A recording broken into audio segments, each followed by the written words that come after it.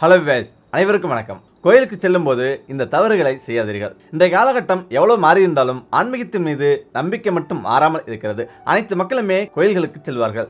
அதே போல நாம் கோயிலுக்கு செல்லும் போது நம்மை அறியாமல் சில தவறுகளை செய்கிறோம். அப்படி நாம் செய்யும் தவறுகள் என்னென்ன என்பதை பார்க்கலாம். குளிக்காமல் கோயிலுக்கு செல்லலாமா?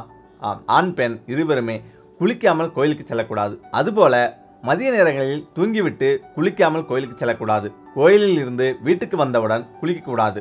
அதுபோல கோயிலுக்கு செல்லும் போது வீட்டையும் சுத்தமாக வைத்துக் கொள்ள வேண்டும். வீட்டில் அசைவ உணவை சமைத்து சாப்பிட்டுவிட்டு கோயிலுக்கு செல்லக்கூடாது. கோயிலுக்கு செல்வதற்கு 24 மணி நேரத்துக்கு முன்பும் பின்பும் அசைவ உணவு சாப்பிடுவதை தவிர்க்க வேண்டும். கோயிலுக்கு சென்றுவிட்டு நேராக வீட்டுக்கு தான் செல்ல வேண்டும். கோயிலில் வைத்து யாரிடமும் சண்டை போடக்கூடாது. பெண்கள் எப்படி கோயிலுக்கு செல்ல வேண்டும்? பெண்கள் கோயிலுக்கு செல்லும் போது வீட்டில் விளக்கேற்றி வழிபட்ட பின் கோயிலுக்கு செல்ல வேண்டும். வீட்டில் கோலம் போடாமலும் விளக்கேற்றாமலும் கோயிலுக்கு செல்லக்கூடாது. பெண்கள் முடியை விரித்து போட்டுக்கொண்டு கோயிலுக்கு செல்லக்கூடாது. அதுபோல பெண்கள் நெற்றியில் போட்டு குங்குமம் இல்லாமல் கோயிலுக்கு செல்லக்கூடாது. பெண்கள் மாதவிடாய் காலங்களில் கோயிலுக்கு செல்லக்கூடாது. கடன் வாங்கி கொண்டு கோயிலுக்கு செல்லலாமா? அதுபோல கோயிலுக்கு செல்லும் போது யாரிடமும் கடன் வாங்கி கொண்டு செல்லக்கூடாது. கோவில் உள்ளே சென்றுவிட்டு வெளியில் வரும்போது யாருக்கும் தர்மம் செய்யக்கூடாது. கோயிலுக்கு சென்று இறைவனை வணங்கிய பிறகு கோயிலில் படுத்து உறங்கக்கூடாது. அதுபோல கோயிலை சுற்றி வலம் வரும்போது வேகமாக வரக்கூடாது. கோவிலில் பிரசாதமாக கொடுத்த பூக்களை நமது பூஜை அறையில் இருக்கும் சாமி படங்களுக்கு வைக்கக்கூடாது. வாசனை இல்லாத மலர்களை கோயிலுக்கு எடுத்து செல்லக்கூடாது. அதுபோல வீட்டிலும் வாசனை இல்லாத மலர்களை வைத்து பூஜை செய்யக்கூடாது. இது போன்ற தவறுகளை கோவிலுக்கு செல்லும் போது செய்யாதீர்கள். அதுபோல கடலில் மூழ்காமல் இருக்கணுமா? வெள்ளிக்கிழமை மறந்தும் கூட இந்த வேலையை செய்யாதீங்க. வெள்ளிக்கிழமை அன்று யாருக்கும் பணம் கடனாக கொடுக்க கூடாது. அப்படி கொடுத்தால் வீட்டில் உள்ள லட்சுமி போய்விடுவார் என்பது அனைவருக்கும் தெரிந்த பொதுவான ஒன்றாகும். தங்க நகை ஆபரணங்களையும் யாருக்கும் வெள்ளிக்கிழமை கடனாக தரக்கூடாது. சுக்கிரனுக்கும் மகாலட்சுமிக்கும் உகந்த வெள்ளிக்கிழமை என்ன செய்யலாம், என்ன செய்யக்கூடாது என்று பார்க்கலாம். கடன் சுமை அதிகரிக்க பெரும்பாலும் வீட்டில் இருக்கும் பெண்கள் வீட்டை மகாலட்சுமி கடாட்சத்துடன் வைக்காமல் இருப்பதே காரணமாக இருக்கும். வாரத்தின் 7 நாட்களில் வெள்ளிக்கிழமையை பெரும்பாலும் தெய்வத்துக்கு உகந்த நாளாக அனைவரும் கடைபிடிக்கிறார்கள். வெள்ளிக்கிழமை அன்று வீட்டை சுத்தப்படுத்தி விரதம் இருந்து தெய்வ வழிபாடு செய்வார்கள். எல்லா கிழமையிலும் எல்லாவற்றையும் நாம் செய்துவிடக்கூடாது. குறிப்பிட்ட கிழமைகளில், குறிப்பாக வெள்ளிக்கிழமையில் சுத்தம் செய்யக்கூடாது. சில விஷயங்கள் உள்ளன.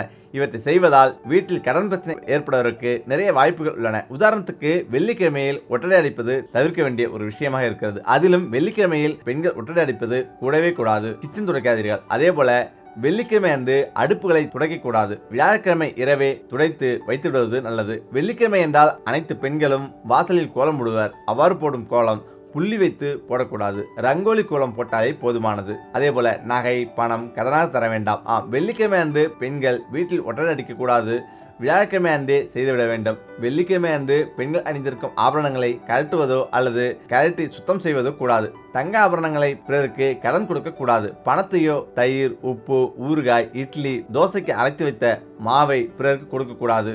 வெள்ளிக்கிழமை அன்று பூஜை பொருட்களை விளக்கவும் அல்லது துடைக்கவும் கூடாது. பூஜை பொருட்களை சுத்தம் செய்வதற்கு உகந்த நாள் வியாழக்கிழமை அல்லது செவ்வாய்க்கிழமை மட்டுமே சுத்தம் செய்ய வேண்டும். வெள்ளிக்கிழமையை பூஜை அறையை சுத்தம் செய்வது மிகவும் நல்லது. அதேபோல் வீட்டில் வெள்ளிக்கிழமை அன்று மட்டும் அழுக்கு துணிகளை சேர்த்து வைப்பது கூடவே கூடாது. வெள்ளிக்கிழமை அன்று துவைப்பதை தவிர்க்க வேண்டும். பொதுவாகவே வெள்ளிக்கிழமையில் அழுக்கு துணிகள் வீட்டில் இருக்கக்கூடாது. இதனால் வீட்டில் கடன் சுமை அதிகரிக்கும். பாத்ரூம், கழிவறையையும் இந்த நாளில் சுத்தம் செய்யக்கூடாது. அதேபோல் சமையல் அறையில் அலமாரிகளில் போடப்பட்டிருக்கும் பேப்பர்களை புதிதாக மாற்றக்கூடாது. மளிகை பொருட்களை எதுவாக இருந்தாலும் அதனை சுத்தமாக துடைத்து எடுக்கக்கூடாது. அதையெல்லாம் மறுநாள் தாராளமாக பார்த்துக் கொள்ளுங்கள். ஆனால் வெள்ளிக்கிழமை அன்று எந்த ஒரு பொருளையும் சுத்தம் செய்வது கூடாது. முடி, நகம் வெட்டாதீர்கள். வெள்ளிக்கிழமையில் ஆண்கள் எண்ணெய் தேய்த்து குளிக்கக்கூடாது. அதே போல முடி வெட்டுவதும் முகசவரம் செய்வதும் கூடாது. வெள்ளிக்கிழமை அன்று தேவையற்ற செலவுகளை செய்வது தவிர்த்து கொள்ள வேண்டும். முடி, நகம் இரண்டையும் வெள்ளிக்கிழமை வெட்டக்கூடாது என்று முன்னோர்கள் சொல்லி வைத்துள்ளனர். இந்த இரண்டுமே நம் உடலில் உள்ள அங்கமாக பார்க்கப்படுகிறது. இதனால் வெள்ளிக்கிழமை நம் உடலில் உள்ள அங்கத்தை நான் இருக்கக்கூடாது என்பதற்காகவே இவ்வாறு சொல்லப்படுகிறது. இவற்றையெல்லாம் தவிர்ப்பதன் மூலம் இருக்கின்ற கடன் பிரச்சனையை சுலபமாக குறைக்க முடியும்.